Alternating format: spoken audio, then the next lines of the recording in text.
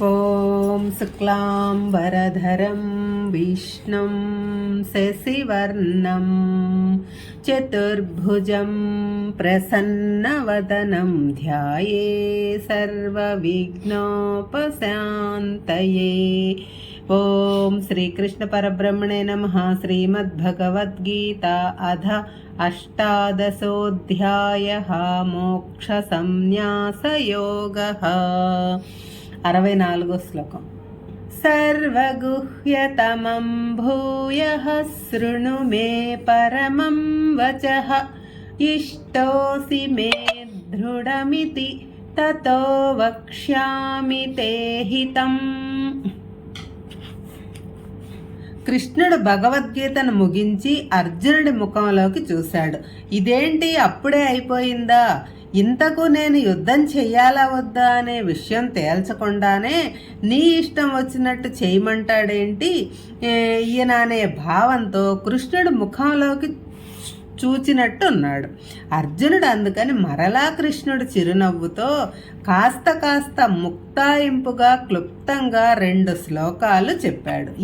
ఈ 2 శ్లోకాలు భగవద్గీత సారము. భగవద్గీత మొత్తం చదవకపోయినా ఈ 2 శ్లోకాలు 65, 66 చదివి అర్థం చేసుకుంటే భగవద్గీత శాంతం అర్థమైనట్టే. ఓ అర్జున, ఇప్పుడు నేను నీకు చెప్పిన మాటలన్నీ రహస్యములలోకెల్లా రహస్యమైనవి, చాలా శ్రేష్టమైనవి, అందరూ ఆచరించదగ్గవి.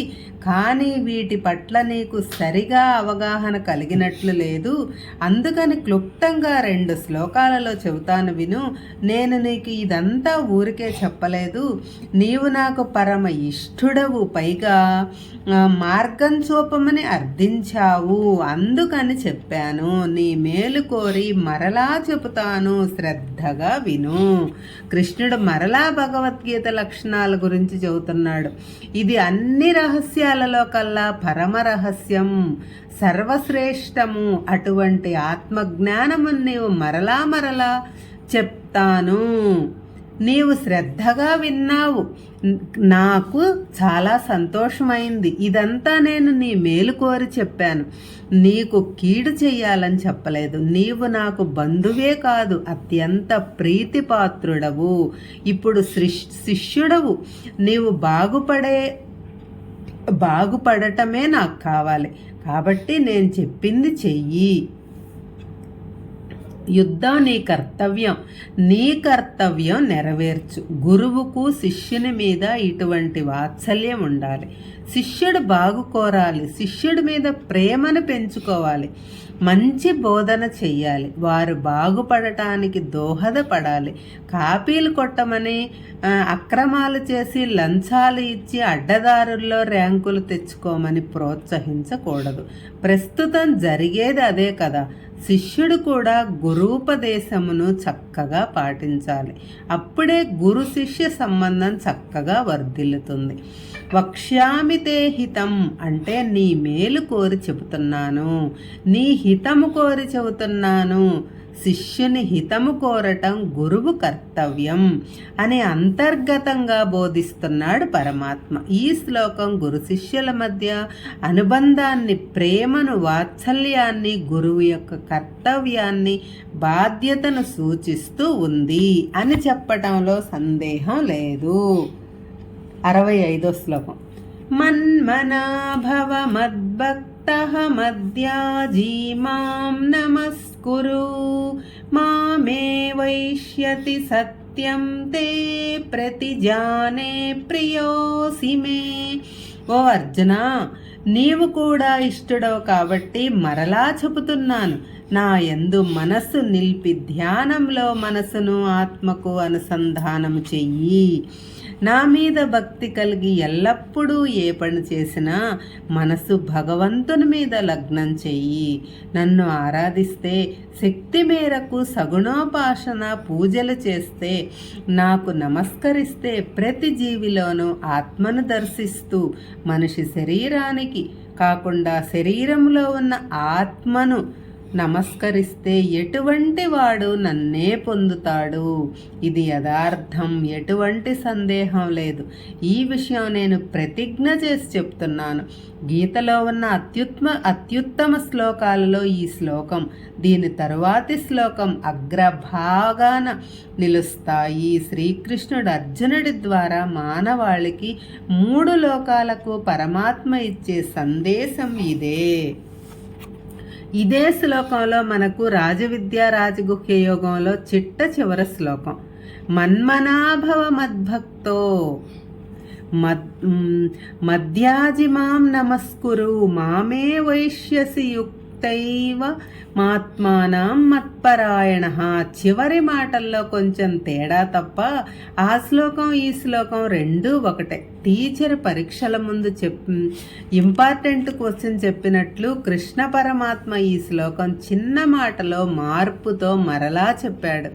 ఈ శ్లోకాన్ని మనం మరింత శ్రద్ధతో అర్థం చేసుకోవడానికి ప్రయత్నం చేద్దాం. ఈ శ్లోకం ఇంతకు ముందు చెప్పబడిన కర్మయోగ సారము. మొదటి పాదంలో మనం ఏమి చెయ్యాలో, రెండో పాదంలో దాని వలన ఏ ఫలం కలుగుతుందో వివరించారు వ్యాసుల వారు.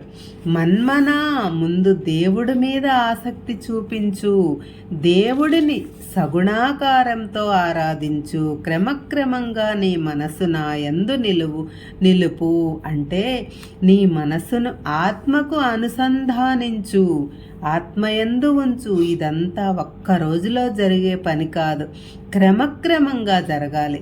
అదే సన్యాసం, చక్కగా ఉంచటం, చక్కగా కలపటం. ఇంకా మద్భక్తో నా యందు అంటే పరమాత్మ యందు భక్తి కలిగి ఉండు. ఏ పని చేస్తున్నా మనసు నా మీదనే ఉంచు. మధ్యాజీ, ఎల్లప్పుడూ పరమాత్మను సగుణోపాసన ద్వారా ఆరాధించు, పూజించు, భజించు, నమస్కరించు అంటే నీలోని ఆత్మస్వరూపానికి నమస్కరించు. ఇందులో మరొక అర్థం కూడా ఉంది. సకల జీవరాశుల్లో పరమాత్మ ఆత్మస్వరూపుడుగా ఉన్నాడు కాబట్టి అందరూ ఆరాధ్యులే. కేవలం శరీరానికి కాకుండా అందరిలో ఉన్న ఆత్మస్వరూపానికి నమస్కరించు, అందరినీ భక్తితో నమస్కరించు. ఇలా చేస్తే మామే వైష్యసి, అప్పుడు నన్నే పొందగలవు. నేను ఎవరో తెలుసుకోగలవు అంటే ఆత్మ సాక్షాత్కారం అవుతుంది. మే, నాకు, ప్రియ అసి, అప్పుడు నీవు నాకు ఇష్టడు అవుతావు. సత్యం, ఇది అందరూ తెలుసుకోదగిన, తెలుసుకోవలసిన, తెలుసుకొని ఆచరించవలసిన సత్యము. ప్రతిజానే, ఇదే నా ప్రతిజ్ఞ. ఇంతకన్నా ఎవరు మాత్రం ఏం చెబుతారండి చెప్పండి? ఏ అధికారి దగ్గరకో, మంత్రి గారి దగ్గరకో, ముఖ్యమంత్రి దగ్గరకో, ప్రధానమంత్రి దగ్గరకో పోతే వాళ్ళు కూడా చూద్దాంలే అంటారు, కానీ ఖచ్చితంగా చెప్పరు.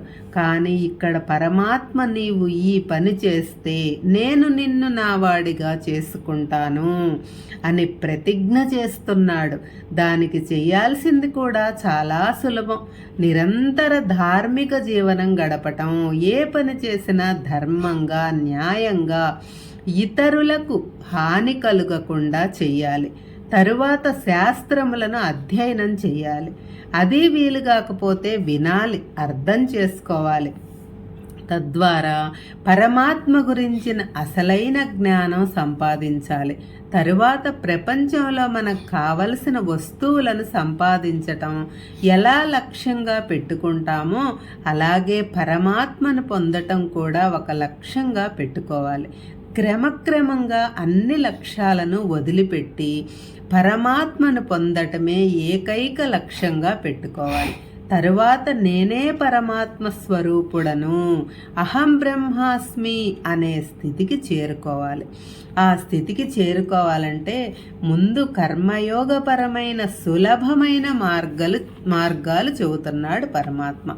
ఆత్మలో మనసు నిలపటం, లగ్నం చేయటం. దీనికి ప్రాథమికంగా పరమాత్మ యందు ఆసక్తి, అనురక్తి కలగాలి. శరీరాన్ని, మనసును నిగ్రహించి ధ్యానం చేయటం. దీనికి అవసరమైనది మనకు ఇష్టమైన అర్చామూర్తిని ఎదురుగా పెట్టుకొని పూజించాలి. ఏ పని చేస్తున్నా అది చదువు, ఉద్యోగం, వ్యాపారం, రాజకీయం ఏదైనా కావచ్చు, దేవుడి మీద భక్తి శ్రద్ధ కలిగి ఉండాలి. దేవుడిని ఏకాగ్ర భక్తితో, అనన్య భక్తితో, ఇతర చింతనలు లేకుండా పూజించటం, ఆరాధించటం. సకల జీవరాశులలో ఆత్మస్వరూపుడుగా, చైతన్య స్వరూపుడుగా ఉన్న పరమాత్మకు నమస్కరించటం. ఈ పనులు సక్రమంగా చేస్తే పరమాత్మ భక్తుడి వశం అవుతాడు. ఇది పరమాత్మ చేస్తున్న వాగ్దానం. కాబట్టి మానవుల కర్తవ్యం మనసును ప్రాపంచిక విషయాల నుంచి, విషయవాంఛల నుంచి మరల్చి ఆత్మయందు ఉంచాలి. ఇదే కష్టం. మిగిలిన విషయాలన్నీ సులభమే. కాకపోతే ఏకాగ్ర భక్తి ముఖ్యం. మోక్షం మేడ్ ఈజీ చేశాడు పరమాత్మ. మనం అనుసరించటమే తరువాయి. ఈ శ్లోకంలో కర్మయోగమును సూచిస్తుంది.